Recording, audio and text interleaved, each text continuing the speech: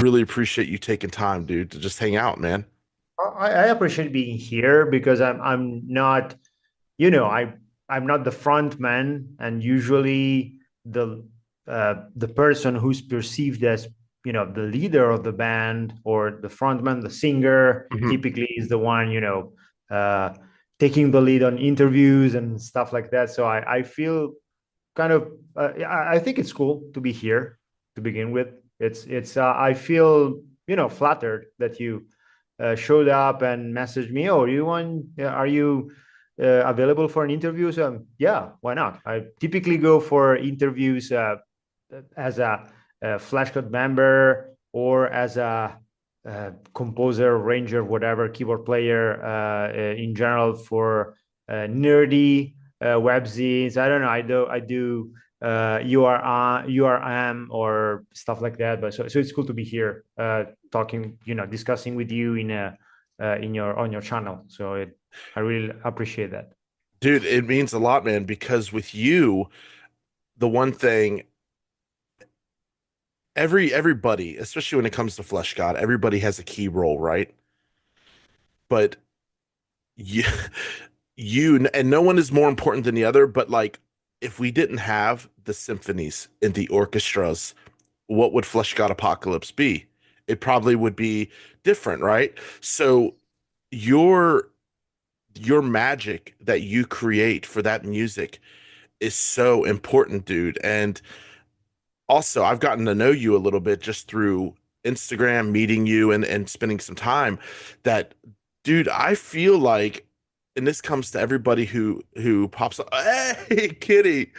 Awesome. I love cats, man. She showed up, and yeah, she Hell yeah. likes the warmth sitting on my lap, and that's why she's here. That's awesome, dude. Um, but I love just having people, artists, creators just be seen. And like this is a good time for people to get to know you on a deeper level beyond Flesh God, you know? Like you have done a lot of work with a lot of bands, a lot of projects. Like it's more than Flesh God. Yes, yes. I always think I'm very lucky because when I started with FlashCode, it was just FlashCode, and it still is the most important project that I'm for me that I am involved in because I am involved in everything from songwriting to arrangements, of course, Mhm. to logistics. All the least fun part of the process, and all the decisions and all the handling stuff, which is technical stuff, which is bureaucracy, anything that you can think of related to our business, because the band in the end is a business as well. Yeah. But I think I'm really lucky, and I really love to work with other bands as well, especially some artists or producers that I grew up with, that I used to look up at and to look up to, and it's been such a pleasure. Like in recent years, I started collaborating with some of my childhood, or maybe not childhood, but some of the heroes of when I was younger, when I was a teenager, when I was doing, when I was at college. So it's really a great opportunity for me. And some other bands I didn't know of, or maybe I heard of them, but then with time I started like a meaningful and continuous collaboration with them. And I must say I'm really, really proud, and I'm really humbled by all the love that those artists or those producers are showing towards my work, which is something different. There's some appreciation that you get as a musician from fans, especially if you have a band like me. And that kind of appreciation is for everything from the composition to the live show to the outfits, or the way you behave in meet and greets and stuff like that, like you said before, Hmm. on the human level. But also there's some other kind of feedback that you get as a musician, that can be a more a technical feedback from a producer, for what you do. It can be an appreciation as a composer if you start collaborating with a band and the band is like, oh wow, this is cool what we ended up doing together. Let's do some more stuff. It's always a very rewarding feeling, when you start. Okay, you start with a song. Okay, let's see how it goes. Oh wow, this is really good. So we start working together, and then the collaboration is kind of more. It's is set in stone, so to Yeah. speak. So every time they have a new record, like all the artists I collaborated with, there's a bunch who are really happy to collaborate me every time they have something new.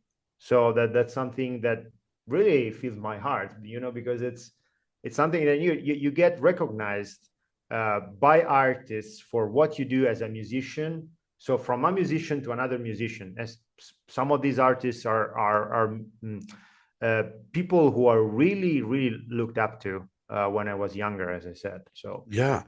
cool. What's been some of your favorite projects you've worked on?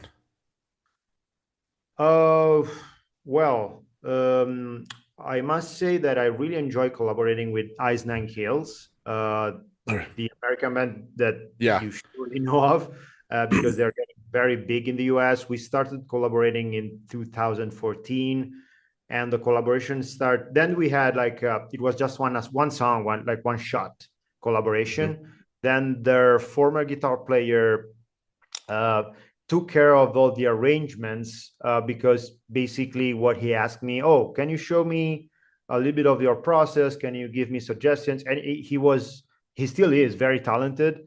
Now he's not with the band anymore. He's doing like he has a studio and he's doing like songwriting and producing and or co-writing some Mhm. bigger artists, and he's always very grateful for what I you know basically we had a couple of Skype sessions just as lessons, you could Yeah. say.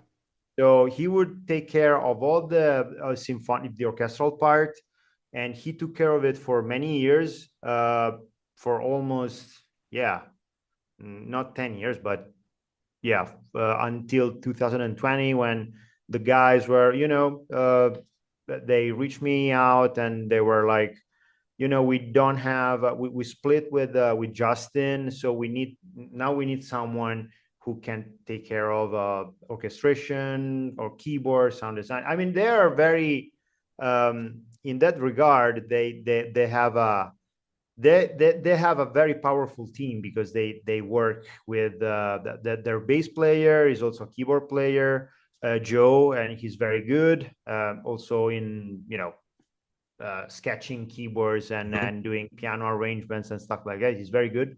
But also they used to work with a great producer. They do like production together with Drew Falk, and he's one of the greatest young American producers right now. Mhm. He produced the latest Disturbed. He worked with so many people, and yeah, so I'm really humbled and flattered by also by the feedback that I get, not just from Spencer, who's the main singer, the mastermind of the band, who got me involved in the first place, but by all the other people around that project, from managers, from producers, and all the other musicians involved. So that's a great opportunity for me also to explore different things, because Yeah. with FlashGod you're kind of uh, stuck, not in a negative way, but I understand. you're kind of we are devoted to that specific imagery and that specific sound, which is the decadent, romantic, Yeah. classical sound. So orchestral instruments, traditional instruments, piano, vocals, choirs, and that's it. So no electronics, of course, because it wouldn't fit, Yeah. no proper like modern sound design, no synths, nothing. So in that regard, it's cool to explore other fields in music that I rarely had the chance to explore before Ice Nine Kills or before other bands I collaborated with recently. So with Ice Nine Kills is what probably one of my most fruitful and rewarding collaborations. Then it's been tons of fun with Amorphis as well. Oh, Every dude. time they have a new record coming out, they contact me, and I am involved in it. Maybe just a bunch of songs. There was the Queen of Time record where I was involved in basically almost all the songs, even if it's just for a chorus, maybe just an orchestral passage, maybe just a section where they want more punch, more power, more epicness. I wrote a live intro for them for the latest tours, and it's for with them is really easy because they're crazily good guys. They're so nice, and they're very talented musicians. So we get along very well on the musical side. I never had the chance to properly to meet them in the flesh so Hmm. far. I mean, we had a couple of festivals together, but in big festivals, there are big events. Maybe you play in the first day, they play the third day, and stuff like that. So you don't really catch up. Uh, but they're a great band to work with, really. And their producers, the producer they used to work with, Jens Bogan, is also a friend of mine, and we, every anytime he has something that needs, some extra cinematic vibes, he shoots me a message and okay, are you interested to do this or that? So last year I had the chance to do Arch Enemy, to work on a bunch of songs from the newest Arch Enemy album, which was really really nice because also they're a really big band, and Hmm. the quality of the music and the stuff they do is very high, and also Shadow of Intent are great friends for me, and I basically working with them in from the album Melancholy that happened came out after our first tour together in 2018, when they kind of approached me, oh, are you interested in doing orchestrations for us? And then from then on, everything that came out, it basically has uh, my got my like a contribution for me. So it's good. It's fun. You you said something about like with Flesh God, Flesh God is kind of like once kind of set direction. And this, you having these opportunities to work with these artists and everything, really it lets your it lets you explore deeper parts of your passion with with keyboard and piano and everything, and it probably helps you like stay really fresh. So Yes. when you're working on like synth work for one band, but then you come back to Flesh God, you're not feeling like, oh, here I am again. Let me write a really cool classical piece. You know what I mean? Which, by the way, killer, dude, I went to a lot of shows last year.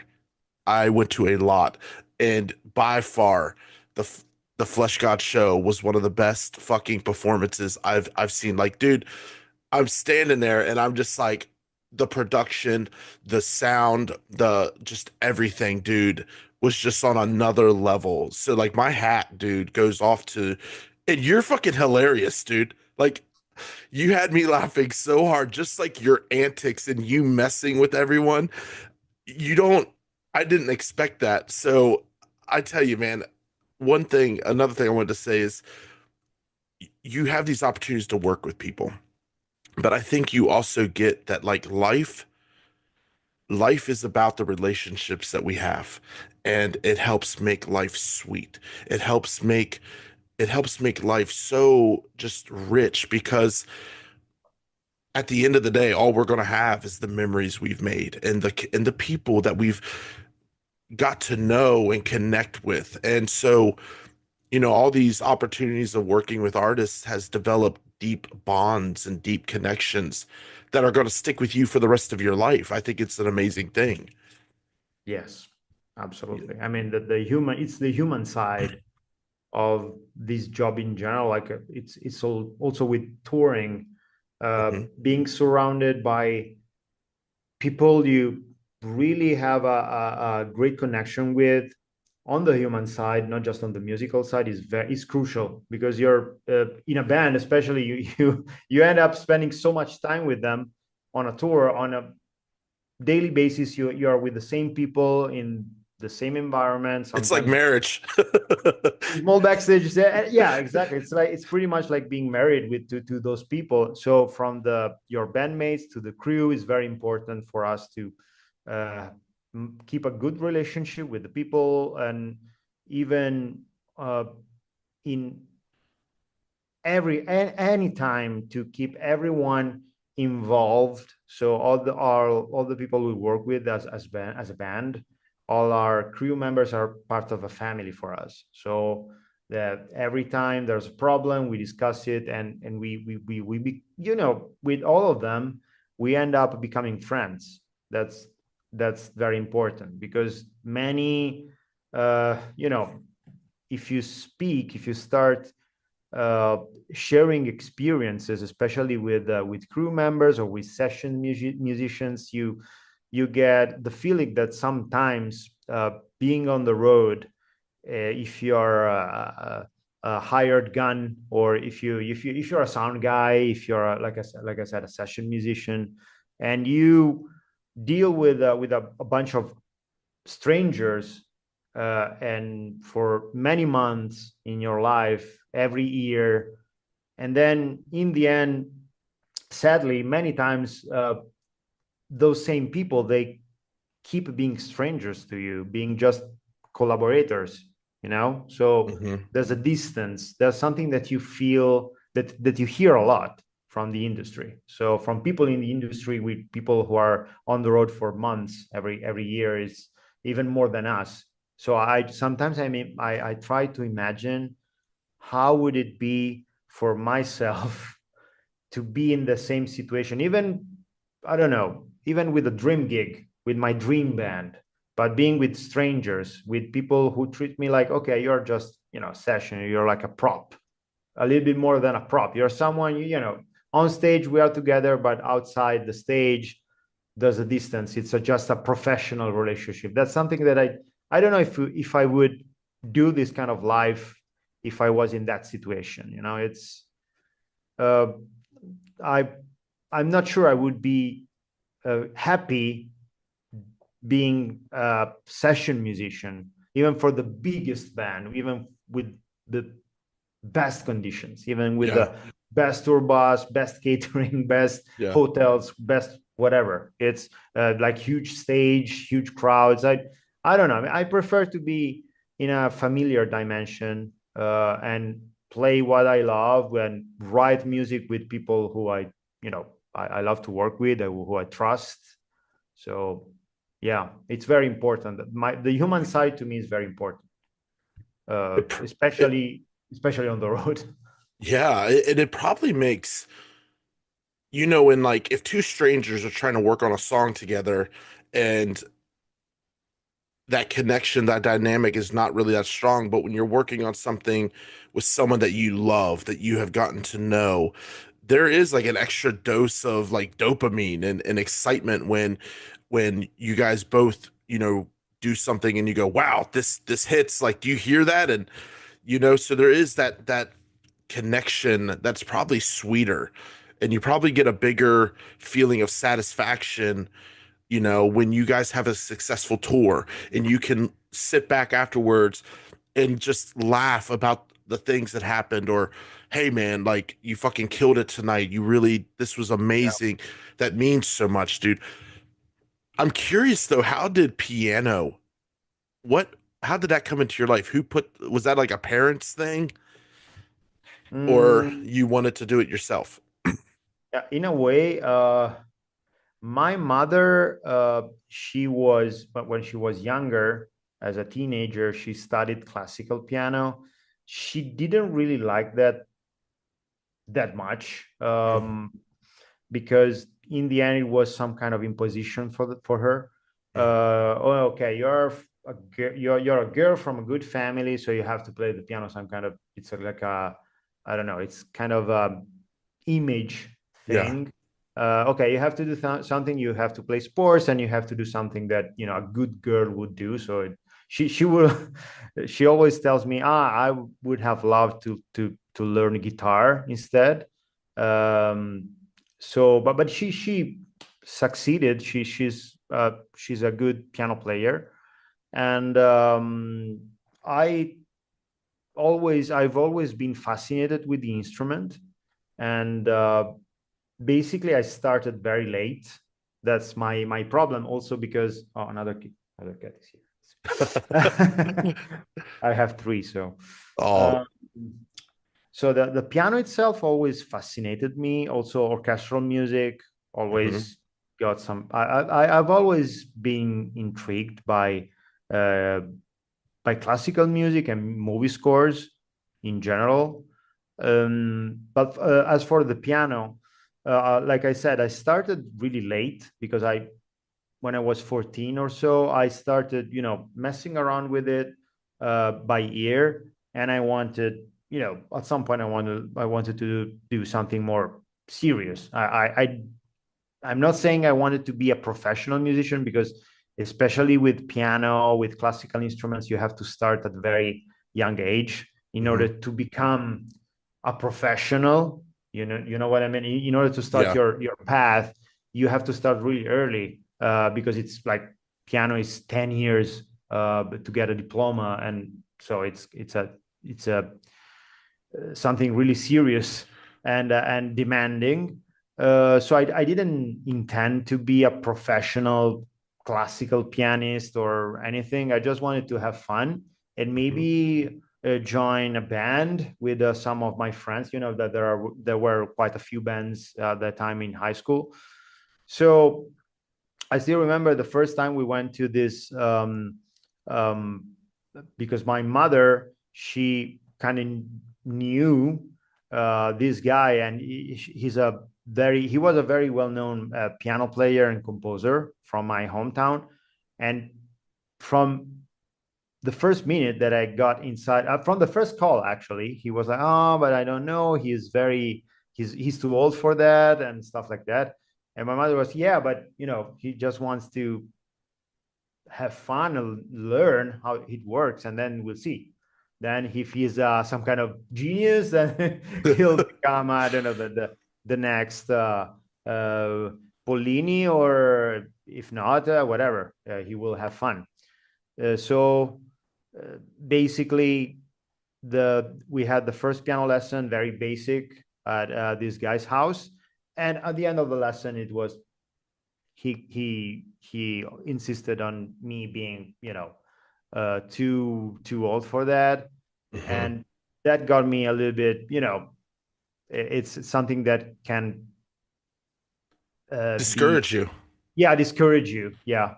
Then after that, he put me in contact with another, like a younger piano teacher. She was very nice, and I, started learning piano with her. I studied with her for a few months. Then I remember I was riding my bike, and I was 15 at that point, and I broke my pinky, my right pinky. So no more piano for 1 month. And after that, I don't know. For some reason, I kind of got bored of it, and I just let it go. I didn't want to keep on. Then after 3 years, yeah, something like that, when I was Like almost 18. 18, yeah, I started over, because a friend of mine asked me to join his band. It wasn't actually a band. It was like still forming in a way, Mhm. but it was some. The funny thing is that project never happened in the end, because we had ideas, and we kind of tried to brainstorm, to put down a repertoire, and find people. That then nothing happened, but I kept on with a keyboard, with playing piano, and I started, at the same time I started listening to up. By the time I since my first experience with the piano, with my first lessons, In the meantime, I started listening to Dream Theater, to Blind Guardian, to Metallica, and metal, progressive metal, all Hmm. the stuff that I started to love. So with time, I started, feeling like, oh, I want to play that stuff, even if it's demanding. Sometimes I want to learn how to play that stuff, and I want to learn also. Uh, I don't care about reading sheet music of and playing classical piano pieces. I want to play piano and keyboards in a band. So I need to know how chords are built, pretty much what you do with guitar. But the problem Hmm. with the piano is that, especially at the time, right now is a little bit different. Everything is more modern.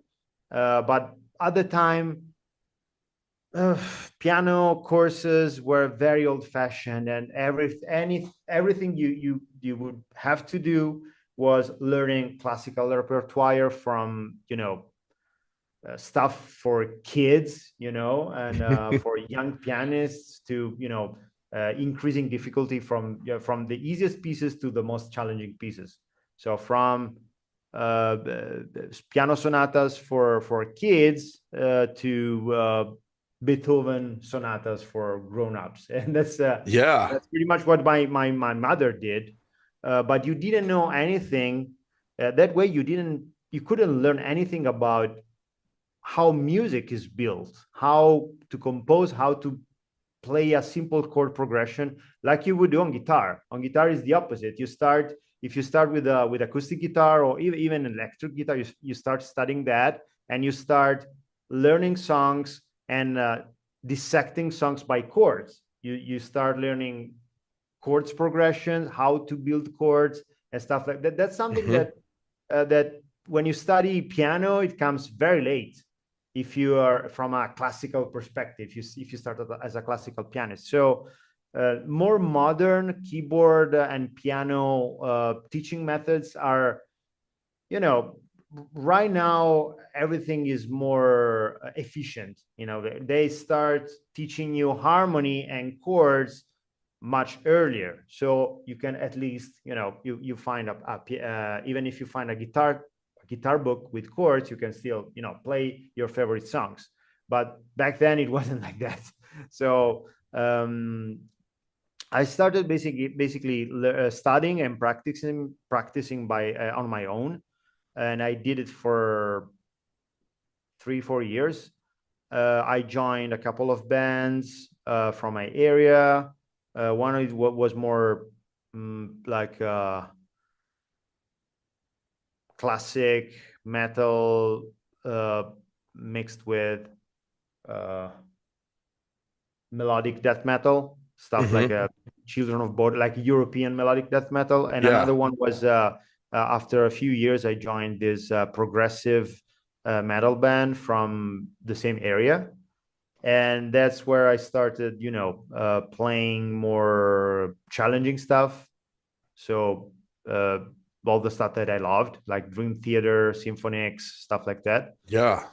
Uh, and then, yeah, I remember then when I was in college, I reached out that there was this modern piano keyboard course in a school near my place, and there was this guy. I saw him playing with a cover band, and he was really good. He was an accordion player originally, but accordion players, It's like they piano. can it's a piano, but also what they play and what they study. He had a diploma, and Mm. he studied accordion like uh, uh, he was like he went full on with accordion, and he got a diploma when he was little.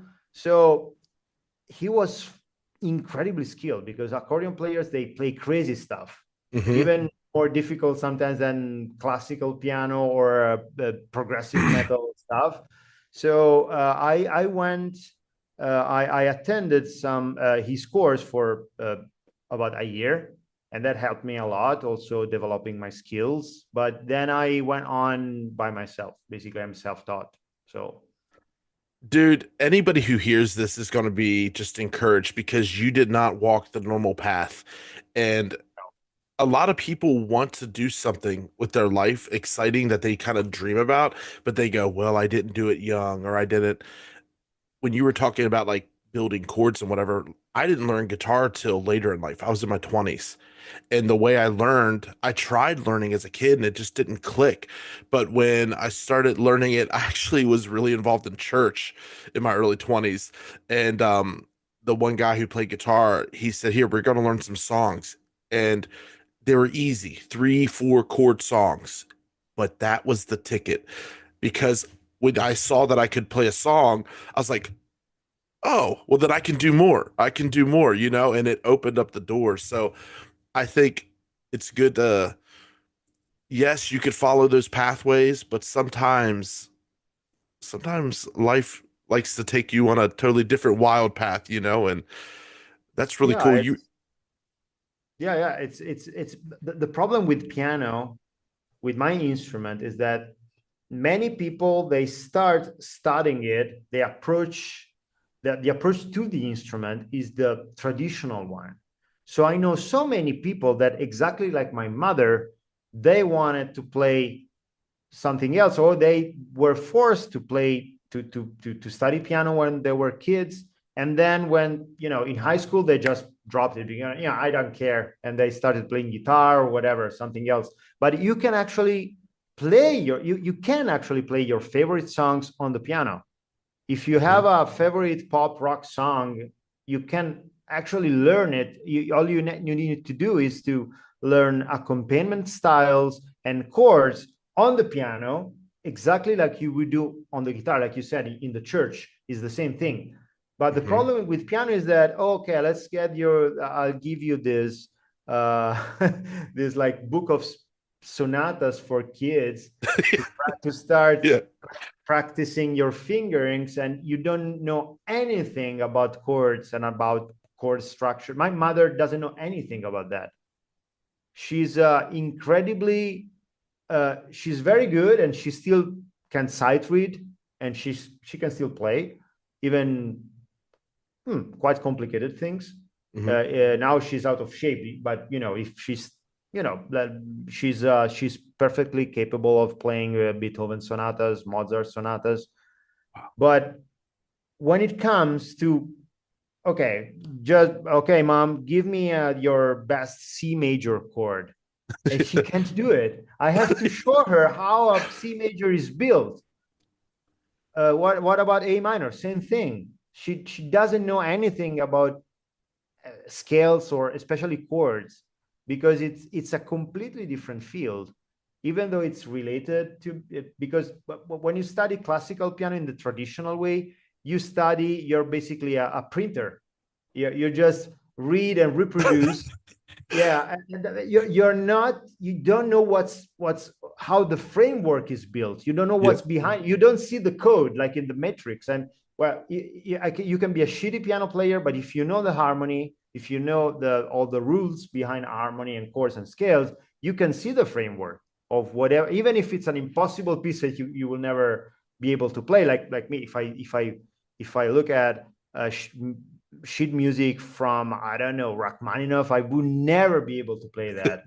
To play a piano concerto from Mozart, from Rachmaninoff, from Tchaikovsky, never. I Mhm. would never be able to do that, because I focused more, like I said, I focus more towards modern music, Mhm. modern bands that I loved. So it's funny because with FLESHGOD, I tried to mimic the classical style, and I can do it because I at some point in my life I started, okay, I want to know how this works, because I want to write music. I enjoy much more writing music than I actually I actually do when I'm playing it sometimes. Mhm. So I wanted to know, oh, what's behind this? Why is this sounding so cool?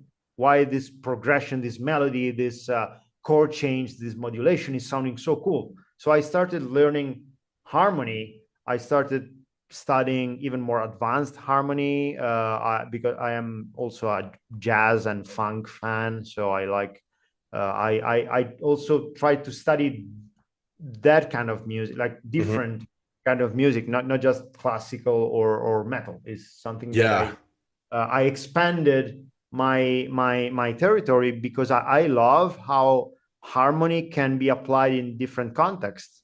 And I love, like, for example, one of my favorite artists is Sting, and Sting has a huge jazz uh, influence besides everything else, because he's, very his his influences and his language is very rich. His musical language, he borrows from world music, from blues, from jazz, from funky, from reggae, everything together. And his harmonies are incredibly, how do you say that, innovative, incredibly fresh every time he, especially his hit songs for me sometimes, from as a solo, both as a solo artist and as a part of the Police. What he wrote was groundbreaking, and sometimes I'm like, oh, I want to learn, I want to Hmm. know why this is something so cool. Same for other bands that I love, like I'm a big, like I said, a big funk music fan. So I love Jamiroquai, for example. I love Stevie Wonder. What's Uh, that? There's a guy who goes by George. Is it George? Oh, there's an iconic funk song I remember hearing as a kid. And I would try to tell you what it is, but I would just butcher it with what he says. So I'm not going to attempt to do it. it's maybe I don't know. Yeah, yeah, it's yeah, You have to narrow it down a little I bit. can hear it in my head. I can hear what he says in my head, but I don't remember his name. I think it's something George. Like his name is George. But But it, yeah, like I said, it's I really loved, at some point it wasn't just about practicing and technique and on the instrument, but it was about learning how to uh, build music, all the blocks that build yeah. music, especially the music I love. So I started studying harmony, classical harmony, jazz harmony, and then I translated that to the piano in a way that allowed me to, if I wanted to, reproduce those specific styles in whatever I needed to do.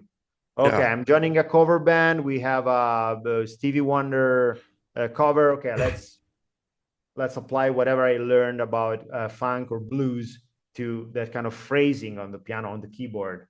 Same for FLESHGOD. For FLESHGOD, I had to learn, or to go deeper into the classical music world. So even though our music is influenced by classical music, but in a way we like to keep it straightforward, Hmm. not overcomplicate things, especially also on the harmonic side. We like very we spend so much time finding the catchiest way to express something, to make something very complicated sound simple. Yeah. You know what I mean, because we want Yes. to communicate. We don't want to be um, to over intellectualize what we do, Yeah. to be some kind of music snobs where and our music, we don't want to play experimental music. We want to play music that is create some kind of emotional resonance with our with with with, with people, with normal Yeah. people who are not maybe used to hear complicated or very very uh, uh, uh, that very small niche of classical music or romantic. We want to be appealing to a broader audience. That's we try to do. It's not easy, because you have to be complicated, you have to sound complicated, because this is what I like, what we like to do. We want to preserve all the layers. We want to do to keep the quality in your music, Mhm. and we want to express ourselves as musicians, and at the same time we want to keep the communication, this link with the people who listens to us, or to new people who might enjoy what we do. So I've showed people Flesh God because I encounter people who are like, they're not the biggest metalheads, and but they'll like soundtracks, and they in their brain they don't comprehend how you can have this amazing orchestra piece combined with heavy driving guitars and crushing vocals. And then I show them Flesh God, and they're like, and one thing you guys are really good at too is you write really good hooks. Yeah. Oh my God, man. Like you write really good hooks that can take something that sounds like, whoa, this just epic sounding song, but then those hooks provide that emotion on top of the orchestra pieces and everything, and the melodies on the guitars and whatever. Sometimes for me, I feel more on like the piano than I do some like shredding solo. Like sometimes for me, I love the piano. I too am a big fan of soundtracks and everything. There are times where I'll be watching a movie and I get distracted by the music because the music is so, I'm like, oh my God, that swell right there. And so yeah, Flesh God has it all, dude. I did want to ask you one thing. We have to do this again. Maybe we'll have to do like extended throughout the year, do multiple. I would love to sit down with you more and like talk Sure. and you know, dive into everything that you're doing. I only say that because I have to get ready for work and I got to go in. I don't want my boss to get Fine, mad it's at me. fine. But I did want to ask you, and I can edit all this, but I wanted to ask you, man, because I see your love for like nerdum, like you love fantasy, dude. Yes. I too am pretty big. I sometimes like question if I should post something on Instagram, but I do it anyway. But I have to ask you, man, what is like your take? Were you ever big on Star Wars? Of course. Okay. How what's your hot take? What is your hot take on Star Wars and where it's at today compared to what we grew up on? How do you Uh, feel about it? about Star Wars, Yeah. uh, well, to me, is that one of the, I don't know, most influential movie saga that I can think of, for multiple reasons. Also because the fact is, since you mentioned it, if I watch it again, I don't feel like it's, sometimes you watch old movies and you feel, especially fantasy adventure movies, and you Mhm. feel like, okay, this hasn't aged so well. Nowadays Yeah. there's so much better, in the same feel, in that same genre. Yeah. um, Star Wars has all the classic Hollywood vibe that you can think when you think about old adventure movies. Hmm. It has one of the best soundtracks Hmm. ever, most iconic ones. Also because John Williams is one of my, if not my favorite, probably my favorite movie composer of all times. And Hmm. that's uh, reconnecting it to the what I was saying before. What he's doing is, of course, on a greater extent and with so much more talent than us, but uh, what he's doing is exactly what I would love to do as much as possible. So Hmm. he has he's taking the classical music world, the classical music language from all eras, from the earliest Baroque music to the most recent contemporary classical music, Hmm.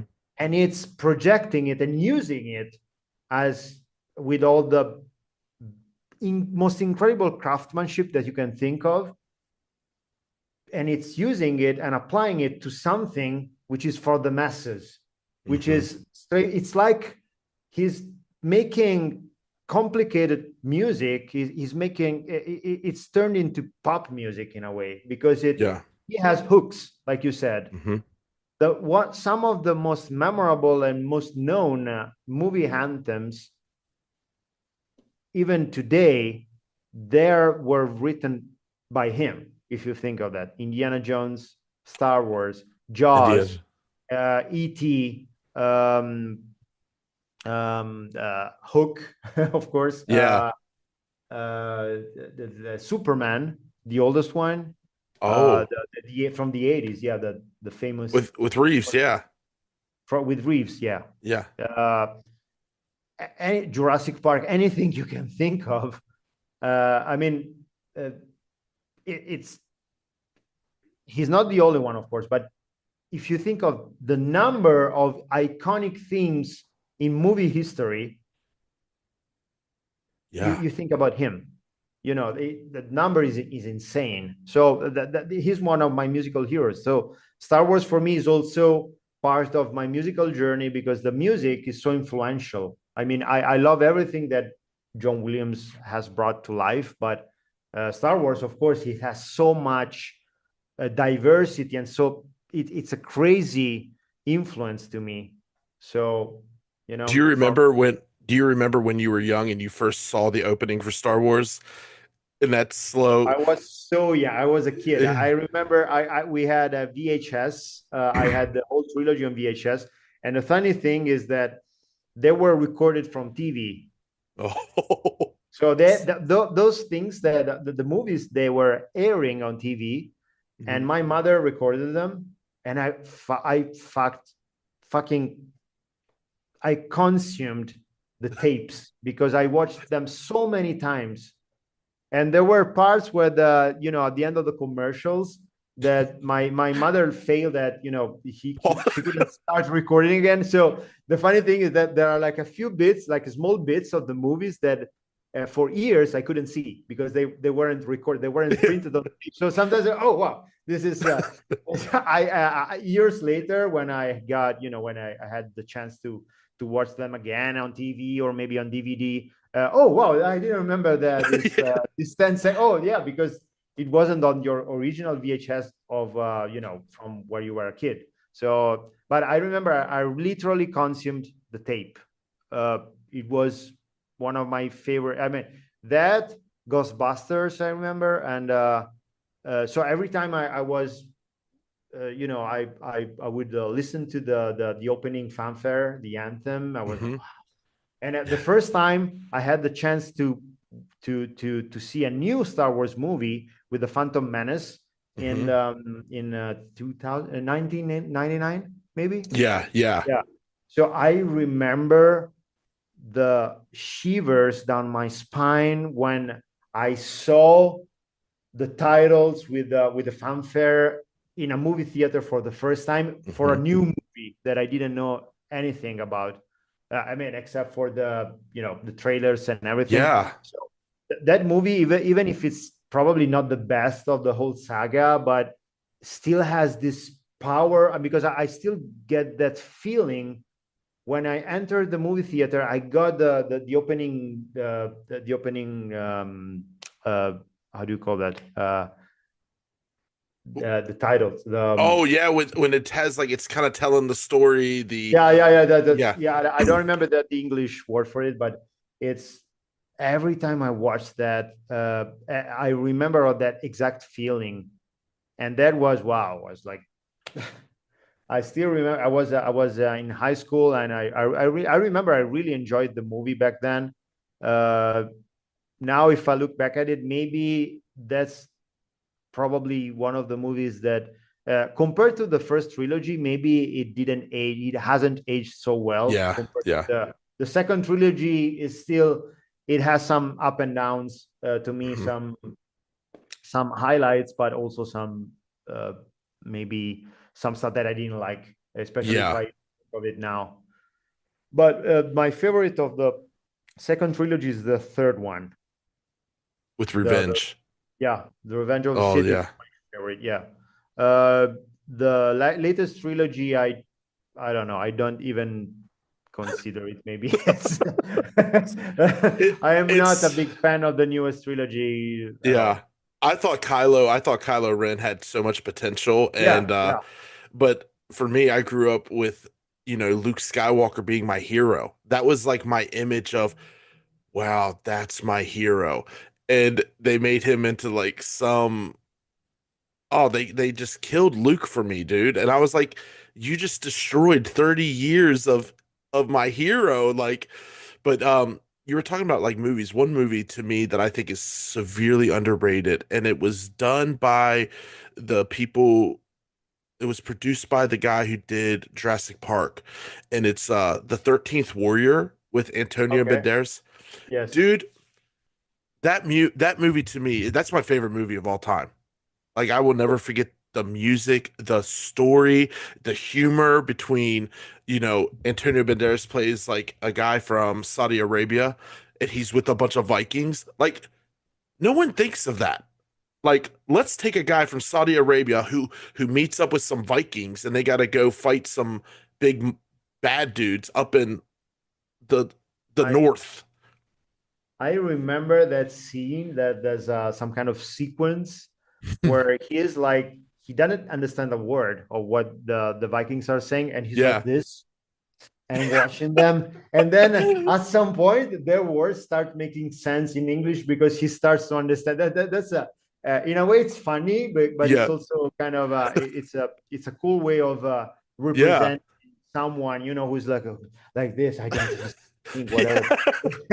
Yeah. All of a sudden, all that gibberish is making sense. It's Yeah. I remember that sequence. Sitting by the fire, and I laugh. I always laugh when I see that part because the guy comes up and he goes, "You know our language." He goes, "How did you know our language?" And he goes, he's so aggressive, and he's like, "I listened," and I'm like, "Okay, Yeah. dude, like calm the fuck down." But I think the 13th Warrior was based on a Michael Crichton yeah, novel. Eaters Yeah, of yeah, the yeah. Dead. Michael Crichton, I really love because he wrote Jurassic Park and Sphere and Yeah. Congo and all that stuff. Yeah, I Class. really I'm a big fan of I mean he's dead now, sadly, but I was a big fan of his work as a Yeah. writer. Yeah. He really was able to combine like the rawness of nature because all the movies had a very nature driven heavy Yes. nature, but yet the humanity of it's killer, man. We are we gotta talk movies and stuff, and we'll have Yeah. to Let's record an episode just about movies, and let's let's do it. That's let's see how our it goes. hot takes on movies. Maybe you can think of some movies that you're like everybody loves that you fucking hate, and I'll do the same, and we can talk about it or Perfect. something. Hey, Francisco, thank you, man, for your time Thanks and to you, just man. It was a pleasure. yeah, dude, you're awesome, and I just really appreciate this. And until next time, my friend. Bye. Have a good day, man. Later, brother.